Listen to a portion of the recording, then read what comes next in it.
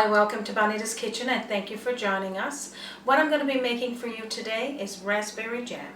So before we get started making our raspberry jam, I'm going to take you with me to my sister Pauline's backyard, and she has got a beautiful bunch of raspberries growing there wild. So let's get going.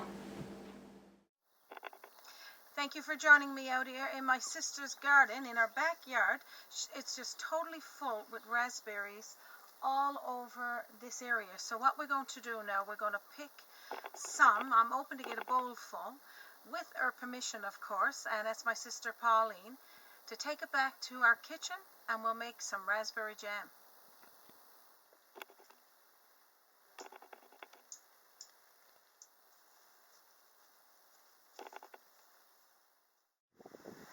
Okay, we've got enough berries.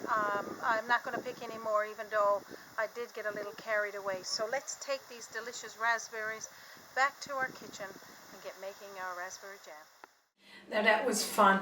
I'm glad that you were able to join me to pick those beautiful raspberries. Here they are. I told Pauline that I wouldn't pick too many, but again, I may have to go back there and get some more.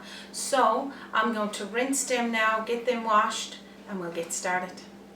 I can't say enough good things about picking your raspberries or fresh blueberries while they're in season, because it's got so much goodness to them. And right now, like, this is just, it took me what, 20 minutes, and that's all in total. So I got them cleaned now. What I'm going to do is scoop up 4 cups to start them boiling, and I'll tell you what's next. Okay, so pretty much what we're going to do here now is just scoop up 4 cups of fresh raspberries. If you're using frozen raspberries, you want to make sure that you let them thaw fully before you make the jam, because you don't want for them to give off so much liquid. Now I just washed these, so they got a little bit of liquid in there, so we won't be adding any to that. You could use a little bit more if you want to, but the ratio for raspberries or berries is 1 cup to a cup of sugar. But I'm going to use a cup, 3.5 cups to 4 cups, and we'll just go with that because it's quite a bit of sugar, but that's the only way you're going to get this nice and thick. So we're going to put the heat on medium and start to boil. So after you get your berries put into your saucepan, put the lid on there just to lock in some of that juices, and we're going to let this cook for a few minutes. And what I'm going to do is talk a little bit about getting your bottles ready for canning, and I'll just tell you what that's about. Okay, so talking a little bit about canning. In previous jam videos that I've made, I'll just tell you to sterilize your bottles, and then after, when you fill them, wait for them to pop, and then they'll tell you that they are sealed. But there is a process involved in it as well. If you want for them to last longer in a cool storage, put them in, you can put them in a canning boiler or put them in a regular boiler, your bottles, and let them boil in hot water for about 20 minutes. Keep them in the boiler until you're almost ready to can your berries or your jams or any pickles. And then after, I'll show you what you would do. So when you're ready to almost bottle your jams or pickles, put a cloth or some paper towel down onto your counter. These are very hot bottles, and you take your bottles out and you turn them upside down. You do it with however many you need, and it doesn't matter if you've got too many, because you can always store them again after. Continue doing that. Leave them there with the lids. Of course, you do the same with the lids. You put them down without touching them. Just leave them there. And then when you're ready to bottle them, you'll flip them over and pour in the hot sauce. And I'll tell you more about that, but we need to get back to these berries to tell you what the next step on that is. Okay, I'm going to take the lid off at this point because I want for the liquid to start condensing, because I want to get these berries cooking first before I add in the sugar. I am not going to mash my berries because I like my berries whole. If you want to mash them to make them more you know, more condensed, you can, but I'm going to leave them as just pretty much like this. So let them boil in your pot or in your saucepan for about 5-6 minutes on medium. So as you can see, it's got a nice rolling gallop. That's what you need, because you want those berries to start to cook really nice first before you add in your sugar. So what I'm going to do now, at this stage, it looks like it's ready for the sugar. So I got 3.5 cups of sugar. So you just pour it right on in. It might seem like a lot, but these raspberries are very tart, and you need sugar to actually make that jam, because the jam, it won't be jam without the sugar actually. So you just let that now start to boil and begin to condense as well. And then what we can do is get back into talking a little bit about our canning. So while we're waiting on our raspberry jam, and it smells absolutely amazing in here, I got it on medium heat, and it's just slowly galloping there after adding the sugar. We'll talk a little bit more about the canning, but which is bottling, the same. These are piping hot bottles, and I got some more in there, so that's 20 minutes boiling. When you're almost ready to bottle your jam or bottle your pickles, whatever you're making, you flip over your jar, you fill them up. After when they're full, you always wipe around the rim like this to remove any of the food, the stickiness of the jam, because if you don't, then the rims on your lids won't stick and they won't seal. So therefore, then you'll have to keep them in your fridge. So again, as we go, I will tell you more about this when we start filling them, and then what we'll do after to seal them. Okay, so after you have added the sugar, stir like this occasionally just to get things moving. You don't want the sugar to all land at the bottom of your saucepan. And again, like I said, you still got some old berries, and there's quite a few stones or seeds, they call that, in your raspberries, but they're not bad. And I must say, raspberry jam is very delicious. You can also add other flavors if you want to this. Mine is just going to be the sugar and the raspberries, but if you want to add a teaspoonful of lemon just to build that little bit more zest, you can. But this is just straight raspberry jam. Okay, so at this stage in your jam, you'll see that it's going to have some foam on the top, and you just take that off. Like, you just go right around, scoop it off so that all of it, or just about all of it, is removed. We don't want that, because we want this to start to condense, and this it happens to most jams. As well, if you don't need to have, if you want it nice and condensed, just let it boil for a little bit longer.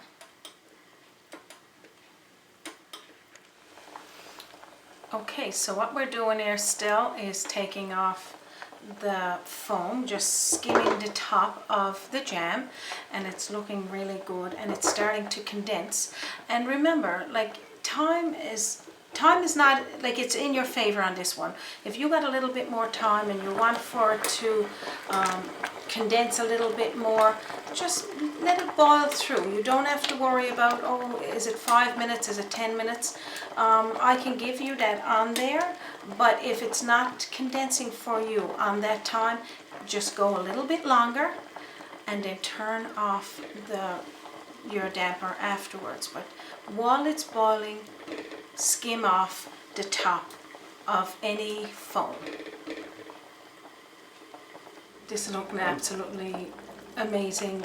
This is 20 minutes into our boiling with the sugar into it, and as it's boiling, I'm scooping around, getting all the foam that's going off to the sides. And then just in a few minutes here now, we're going to turn off the pot and start scooping it into our bottles. So after about 20 to 25 minutes boiling with the sugar in the berries, put a spoon in your freezer, have it nice and cold, and then just put it into your jam and just take just a little bit of the jam, because you want to see how it's going to set.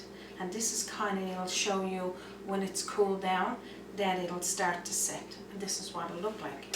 So what we're going to do now is put that to the side, and we're going to start bottling our jam into our piping hot bottles.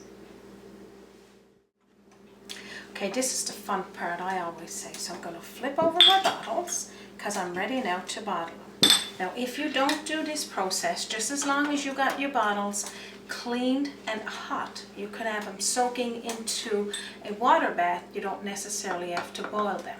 So what we're going to do now is pour the jam into each one, leaving about a half an inch from the jam to the top of the lid, because you want room in there.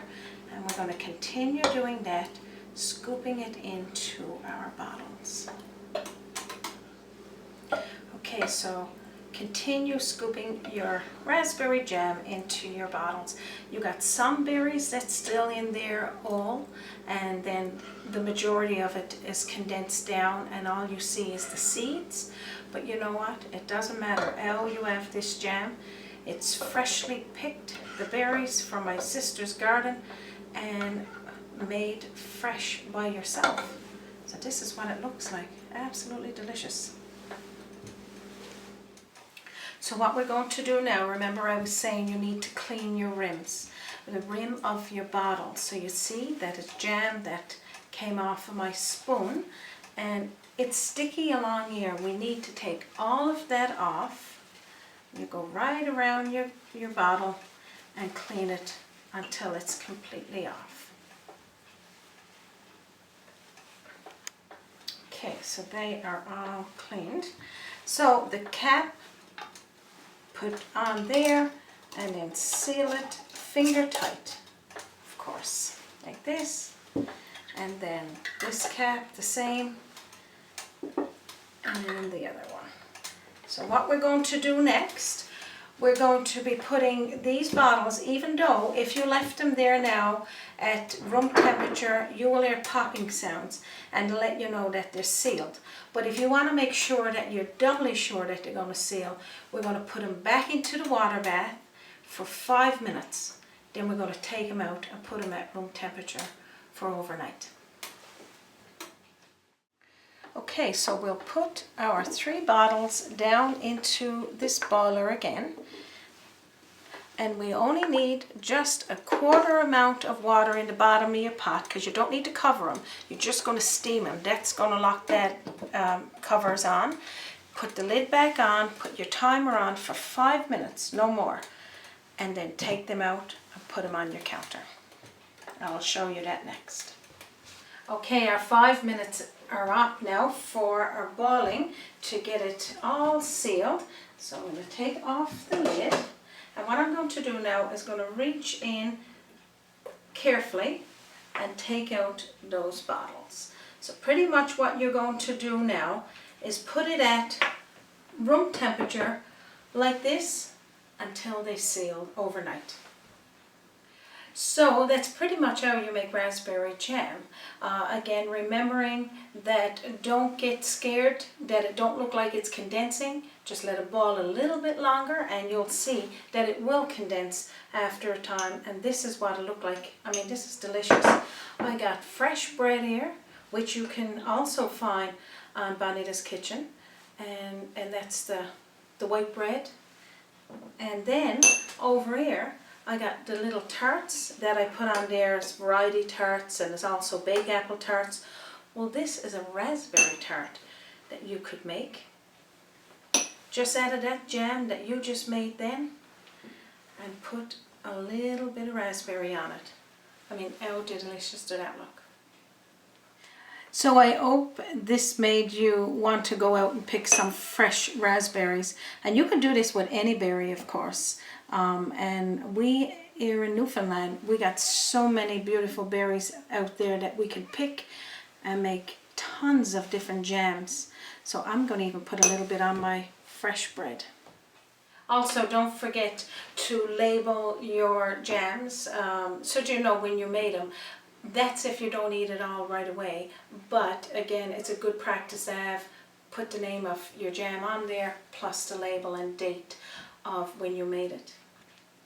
So I can't express enough to go out and pick those berries. Each one of you that got access to any type of berry, and make your own jams, make your own sauces, and you will feel so good about it. I hope you found this episode of Bonita's Kitchen raspberry jam helpful for you today. And if you haven't already done so, please subscribe to my YouTube channel. Up at the right hand corner, just click the link and it will prompt you to subscribe. And as well, visit my website, www.bonitaskitchen.com. You can also find us on our Facebook page and on Twitter. So thank you for visiting us and viewing Bonita's Kitchen today, from my kitchen to yours. Have a wonderful day.